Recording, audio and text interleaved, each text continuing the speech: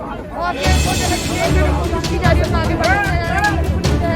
यहाँ पर लाठी भी जो है कहीं ना कहीं चलाई जा रही है, इस तरह की लाठी यहाँ से निकाला जा रहा है। यहाँ पर देखिए राहुल गांधी आगे आते हुए उनको रोका जा रहा है, कोशिश कर रही है, लेकिन फिर भी वो आते समय बढ़ते जा रहे हैं, उनको जो है रोक रही है।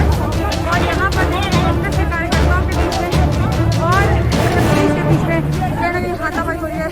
यूपी पुलिस कोशिश कर रही है। यहाँ पर यमुना एक्सप्रेस वे है, तमाम अपने यहाँ पे दृश्य देख रहे हैं। उत्तर प्रदेश पुलिस और साथ में राहुल गांधी और कांग्रेस पार्टी के